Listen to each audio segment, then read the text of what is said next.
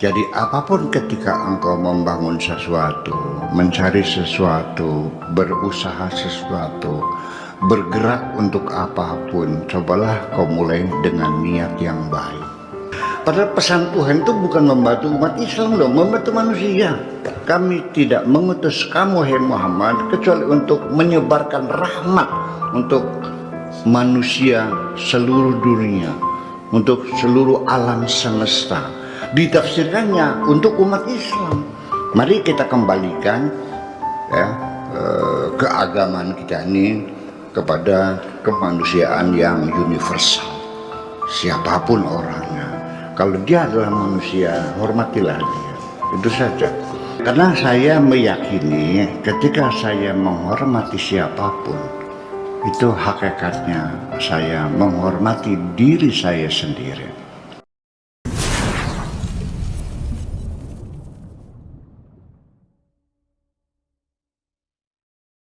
Garis baru lagi ini, ya man yabnil qusura waddura, wahai orang-orang yang membangun istana-istana, wal qusura, dan rumah-rumah mewah seperti di Mampang, seperti di Permata Hijau, seperti di mana lagi? Ya, Pondok Indah ya, yang harganya 50 miliar itu dur. Kalau Al-Qusur di Jalan Merdeka ya, istana aja. Kamu bangun itu semuanya. Wa yadhabu umruhu fi imarati dunya, sampai menghabiskan usianya, umurnya untuk membangun rumah-rumah di dunia ini, mencari harta siang dan malam.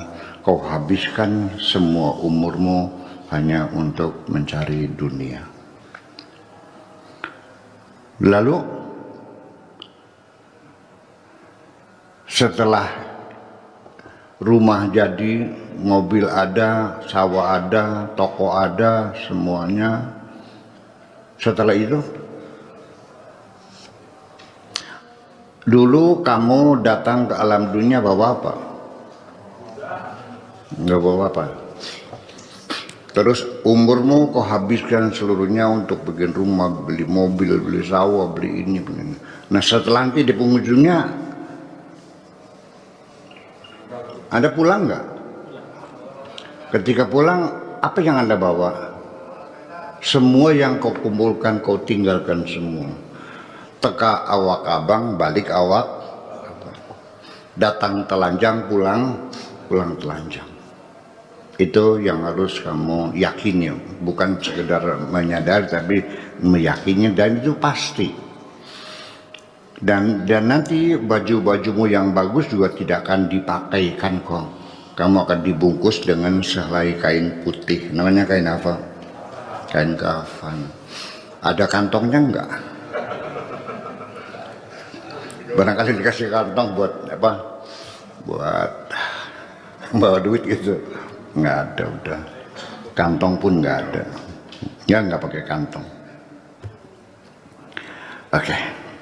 La tabni syai'an bighairi niyatin salihah.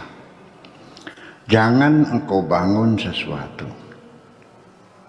apapun tanpa niat yang baik.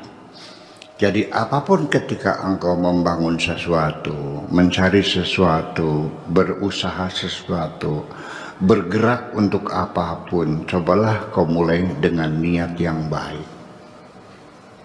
Dengan niat yang baik. Jangan munculkan niat jahat di hatimu. Engkau bikin rumah jangan sekedar niat untuk menikmatinya. Ya, niati saja sekedar untuk bernaung. Engkau berusaha mencari kekayaan, silahkan dengan niat yang baik untuk bantu saudara-saudara kita yang susah, untuk biaya anak-anakku sekolah, buat ngasih makan anak istriku, buat nyumbang lembaga-lembaga pendidikan yang kehabisan dana bikin membangun tempat-tempat ibadah dan sebagainya. Diniati. Anda agamanya apa? Islam. Anda niat kalau saya kaya nanti tempat-tempat ibadah saya bantu semua, mesti dibantu nggak? Kelenteng, nah, gereja, sinagog, jadi hanya masjid saja. Ibaratnya enggak gitu. Salahnya aja nih mak. Kalau yang kelaparan orang Islam dibantu nggak? Kalau yang kelaparan orang Kristen bantu nggak? Ini jadi masalah. Ini jadi masalah kan? Ini perdebatannya panjang. Iya. Ya itulah bahwa jadi dari awal pemikiran-pemikiran universal dalam Islam yang tidak mengenal suku, tidak mengenal ras, warna kulit, kewarganegaraan, agama dan sebagainya. Ya, pokoknya manusia harus kehormati. Tetapi kan sebaliknya itu kan ditafsirkan secara eksklusif. Iya, hanya yang seagama kan. Jadi kalau ada orang Kristen tenggelam, ditulungi enggak? Enggak. Itu yang jadi masalah. Padahal pesan Tuhan itu bukan membantu umat Islam loh, membantu manusia. Tuhan itu menyuruh makhluk alam semesta semua sudah bersujud kepada manusia sejak dalam perut ibu. Ya, malaikat-malaikat, jin, setan, iblis semuanya itu semua disuruh menghormati manusia. Ketika kita dalam perut ibu, sudah beragama belum? Sudah berwarga negara belum? Ya belum dong. Nah, jadi seharusnya Tuhan meminta, wa idza sawaitu wa nafakhtu fihi min ruhi faqau lahu sajidin. Ketika bentuknya sudah sempurna dan kutiupkan roh di dalamnya, ya, maka bersujudlah kalian semuanya, karena dia sudah menjadi manusia. Harus dihormati. Setelah jadi manusia, lalu kemudian 9 bulan kemudian baru saya keluar. Nah, baru saya mendapatkan warga negara Indonesia. Satu, saya sebagai manusia. Kedua, saya sebagai warga negara Indonesia. Setelah umur saya 15 tahun, sudah akil dan baligh, sudah dewasa, 15 tahun baru saya diakui sebagai muslim. Betul nggak? Yang Tuhan menyuruh menghormati muslim, menghormati warga negara Indonesia, atau menghormati manusia? Ya sudah, manusia selesai. Ya kenapa dikait-kaitannya? Jadi kalau yang kena tsunami itu orang Korea, kamu bantu nggak? Lah, waktu Aceh kena tsunami, orang Australia bantu enggak? Orang Jepang bantu enggak? Orang Amerika bantu enggak? Mereka melihat beda agama enggak? Bulit kamu nih. Ketika orang yang beragama lain tidak kau bantu karena alasannya bukan beragama Islam. Ini dari mana?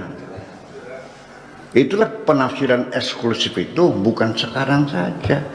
Dari referensi awal tafsir kuno itu juga sudah ada penafsiran yang eksklusif. Mau dipakai itu ya punten saja nih mah.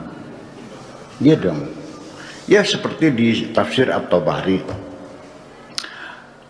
Tuhan berfirman, Inna ja'alnakum syu'uban wa qabaila lita'arafu. Sengaja aku membuat kamu bersuku-suku, berbangsa-bangsa, supaya kamu saling bekerja sama, kerjasama antar bangsa. Di tafsirnya antar umat Islam, bukan terbangsa. Silakan buka lagi lah, saya tanggung jawab, Anda kitabnya toko. Iya, kan seperti itu. Ya, wa ma arsalnaka illa rahmatan lil alamin. Kami tidak mengutus kamu hai Muhammad kecuali untuk menyebarkan rahmat untuk manusia seluruh dunia, untuk seluruh alam semesta. Ditafsirkannya untuk umat Islam. Jadi non muslim tidak kebagian rahmat. Kecuali rahmat ini negara langit. Itu jadi penafsiran itu. Jadi bukan sekarang saja ya, tapi dari sejak dulu sudah ada bibit-bibit awal penafsiran yang eksklusif itu. Mari kita kembalikan ya keagamaan kita ini kepada kemanusiaan yang universal. Siapapun orangnya, kalau dia adalah manusia, hormatilah dia. Itu saja. Ya dengan mohon segala hormat, siapapun yang datang ke sini selagi itu manusia, ya saya hormati sesuai dengan kemampuan saya. Saya tidak melihat dia apakah kiai, apakah tukang beca, apakah sampai pelacur pun datang ke sini. Saya hormati, memang dia manusia kok. Atas dasar apa saya menghinakan dia karena dia sebagai pelacur itu, sebagai pendosa, lalu saya harus menghinakannya? Belum tentu. Barangkali dosa-dosa dia sudah diampuni Allah kok. Malah justru dosa saya yang belum diampuni Allah. Kita nggak tahu. Ya, dari satu sisi ya pendosa. Ya, tapi kan dosa melacur kan tidak merugikan siapapun, malah bagi-bagi kesenangan. Lah, ya orang yang ngasih kan juga ada imbalannya. Nggak maksa kan, nggak ngancam kan, ikhlas kan. Adapun Tuhan melarang itu bukan dalam bentuk menjahati orang, tetapi itu nanti berakibat menimbulkan penyakit yang akan menyiksa dirimu sendiri. Itu aja persoalannya. Lain dengan perampok ya, beda dong. Dan dengan koruptor ya dong. Ya tapi kenapa kalau koruptor kamu hormati, kalau pelacur kau hinakan? Iya kan? Kalau koruptor kan darah rakyat yang dihisap. Ini kan darah dirinya sendiri. Itu kan persoalannya. Iya, gitu. Jadi ya itu saya sih hanya untuk sekedar intinya mah jangan menghinakan siapapun. Intinya mah jangan menghinakan siapapun. Sekalipun koruptor, kalau kesini saya hormati kok. Itu urusan dia. Ya urusan dia.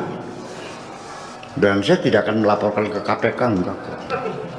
Bukan urusan saya kok. Ya proses penegakan hukum biarkan aparat penegak hukum yang melaksanakan itu aja gitu. Saya hormat siapapun. Termasuk orang yang melukai saya, orang yang menghina saya, yang ngebully saya. Percayalah, silakan datang, pasti saya hormati. Apa salahnya sih menghormati orang? Ya karena saya meyakini ketika saya menghormati siapapun, itu hakikatnya saya menghormati diri saya sendiri. Dan saya tidak pernah minta penghormatan dari siapapun. Yang penting yuk kita hormati siapapun. Itu aja persoalannya. Setuju nggak? Gitu. Fa asasul bina fid dunya an-niyatus shalihah. Jadi dasar dari pembangunan usaha ya bisnis apapun di dunia ini, landasan utamanya adalah niyatun shalihah, niat yang baik. Segala sesuatu itu sangat ditentukan dengan niatnya. Bahkan sampai tindakan kriminal pun itu yang menjadi sebab beda hukuman adalah tergantung kepada motivasi. Motifnya apa?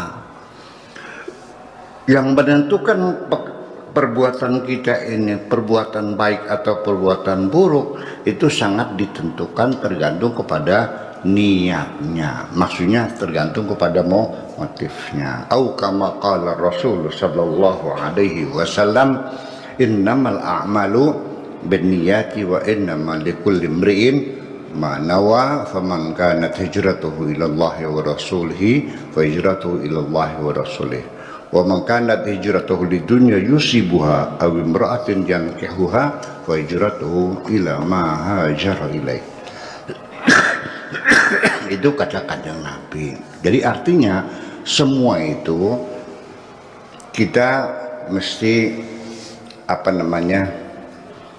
sebelum kita melangkah jauh dalam hidup ini, coba kita koreksi dulu, berulang-ulang, konfirmasi dulu, ya,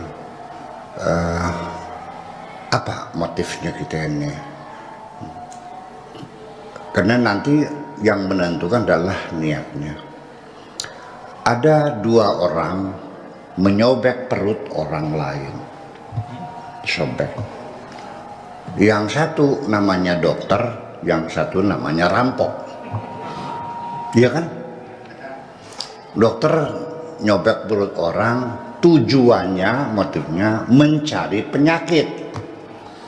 Cuman karena gagal, karena pas operasi lampunya mati, gensetnya nggak jalan, akhirnya sampai kehabisan darah, mati dia. Si rampok nyarinya apa? Nyari duit. Sampai akhirnya korbannya meninggal juga. Sekalipun sama-sama korbannya mati, dokter tetap biar mati juga dapat duit. Si rampok dapatnya duitnya nggak dapat, tapi masuk penjara karena motifnya yang berbeda. Jadi satu tindakan kriminal itu pertama ukurannya adalah motif dulu. Motifnya apa? Ya, pembunuhan berencana itu artinya ada motif membunuh. Tapi kalau kecelakaan lalu lintas itu bukan berencana, itu mah kecelakaan. Jadi jangan disamakan dengan pembunuhan. Kalau kecelakaan lalu lintas beda, ya kan begitu persoalannya. Seorang rampok masuk ke rumah orang, tuan rumahnya terbangun, terjadi perkelahian, akhirnya rampok itu membunuh tuan rumah. Nah, itu pembunuhan berencana enggak? Ya enggak. Dia rencananya apa? Nyari duitnya nggak ada, keburu bangun akhirnya berkelahi, mati tuan rumahnya. Lain kamu punya dendam kepada seseorang, kamu merencanakan mau dibunuhnya dengan apa pakai ditabrak, apa pakai racun, apakah ditembak, apa ditusuk dan sebagainya, direncanakan. Itu beda persoalannya. Jadi artinya sampai kepada ibadah-ibadah pun, sholat, wudhu, tayamum dan sebagainya, itu niat itu adalah merupakan bagian terpenting dalam seremoni ibadah itu. Kalau nggak niat lagi, sah nggak sholatnya? Ya enggak dong.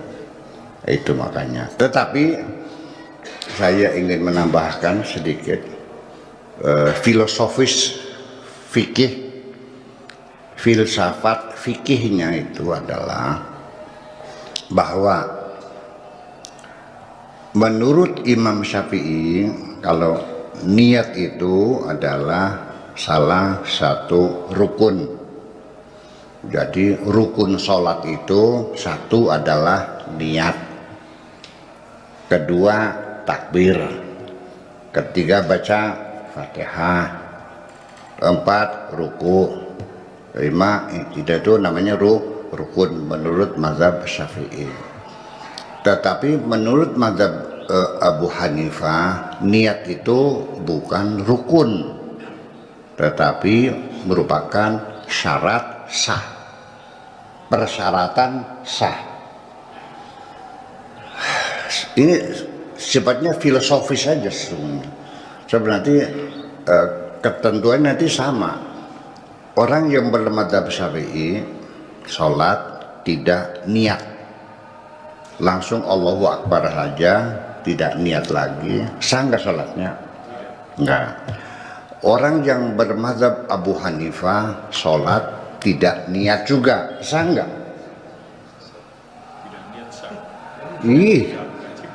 Syarat sah. Jadi kalau tidak niat sholatnya sah nggak? Ya nggak juga sama kan. Nah, lalu konsekuensinya apa? Menurut Imam Syafi'i, orang yang sholat tidak niat itu sama dengan tidak sholat, karena rukunya tidak dilakukan. Berarti apa sebab tidak sholat? Karena dia tidak sholat. Kalau mazhab Abu Hanifah, orang sholat tidak niat sama juga tidak sah. Apa sebabnya tidak sah? Karena dia meninggalkan syarat sahnya sholat. Kesimpulannya dia sholat, tetapi sholatnya tidak sah. Beda nggak? Ini beda-beda tipis ya. Jadi kalau menurut Syafi'i, kamu tadi itu tidak sholat tapi taiso, senam syar'i. Ya gerak-gerak senam, tidak sholat karena meninggalkan rukun. Kalau ini karena meninggalkan syarat sah, jadi dia sholat tapi sholatnya tidak sah. Kamu tidak makan sehingga kamu lapar, ya kan? Ini makan tapi tidak kenyang, masih tetap lapar juga. Makan sih makan tapi nggak kenyang. Kamu nggak makan kan? Iya, jadi lapar juga. Dia juga lapar juga, tapi makannya nggak kenyang. Itu saya kira perbedaan niat seperti itu.